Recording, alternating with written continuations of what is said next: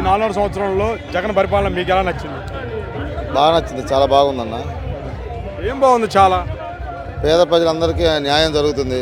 ఒక పింఛన్ పెట్టుకోవాలన్నా కానీ ఇంతకుముందు ఎంఆర్ ఆఫీసుల చుట్టూ నాయకుల చుట్టూ తిరగాల్సిన అవసరం లేదు. ఈ రోజు సచివాలయానికి పోయి మనకు పింఛన్కి అర్హతలు అయితే మనకు పింఛను నేరుగా మనకు అందుతుంది. చెప్పండి, పింఛన్ వ్యవహారం అన్నారు కాబట్టి గతంలో చూసినట్టయితే జనభూమి కమిటీలు పెట్టారు. అది ఎవరైతే సిఫార్సు చేస్తే వాళ్ళకే పింఛను. ఇవాళ అదేమీ లేకుండా నేరుగా వాలంటీర్లు తీసుకొచ్చి మీ చేతికి పింఛన్ ఇస్తున్నారు. ఎలా ఉంది? జనభూమి కమిటీలు బాగుందా? ఈ వాలంటీర్ వ్యవస్థ బాగుందా? జన్మభూమి కమిటీ గురించి చెప్పాలంటే వాళ్ళు దోచుకొని తింటమే సరిపోయిందన్న.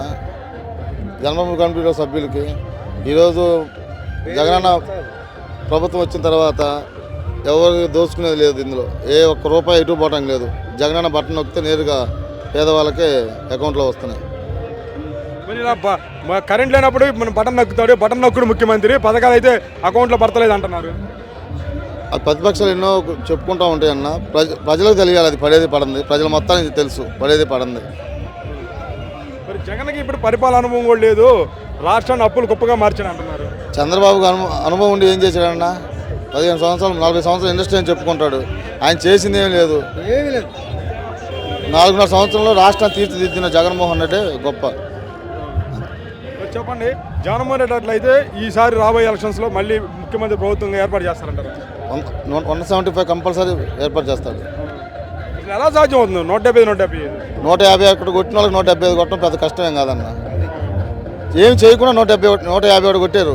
వీళ్ళ అన్ని పథకాలు ఇచ్చి కూడా 175 అంటే పెద్ద లెక్క ఏం కాదు. మరి ఇప్పుడు జనసేన పార్టీ పవన్ కళ్యాణ్ జగన్ గద్దె దింపాలి, గెలవని అన్నాడు. పవన్ కళ్యాణ్ గెలవమని ముందు గద్దె తర్వాత దింపుతారు మమ్మల్ని. ముందు పవన్ కళ్యాణ్ గెలవమను, తర్వాత మమ్మల్ని గద్దె దింపుతాడు. మరి ఇప్పుడు ఒక రాష్ట్ర ముఖ్యమంత్రి జగన్ పట్టుకొని నువ్వెంత, నీ స్థాయి అంతా అంటున్నాడు. కుక్కలు ఎన్ని మురిగినా కానీ పట్టించుకోండి జగన్. కుక్కలు మురుగుతానంటే బయట, ఇంటి బయట మనం పోయి రాళ్ళతో కొట్టలేంగా, అలానే వదిలేస్తారు. అలాంటి పట్టించుకోరు అసలు జగన్. మరి నారా లోకేష్ కూడా సైకో బావాలి, సైకిల్ రావాలంటున్నాడు కదా.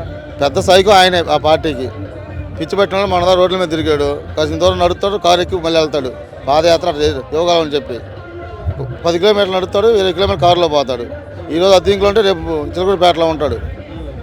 అది కానీ మరి జనాలు అయితే నారా లోకేష్ యోగాలం పాదయాత్ర తండాలకు వచ్చారు కదా. 500 ఇస్తే నేను కూడా పోయానన్న. 400 ఎంతో మంది పోయారు. 500 ఇస్తే అంతే. డబ్బులకి వెళ్ళారంటారా? అంతేనన్నా. పనులు లేవు, అప్పుడు ఖాళీగా ఉన్నాము. రమ్మంటే తలాకు 500 తీసుకొని పోయాం. మరి జగన్ అయితే ఈసారి మరి గెలుస్తాడు. అయితే జగన్ కంపల్సరీ గెలుస్తారన్న.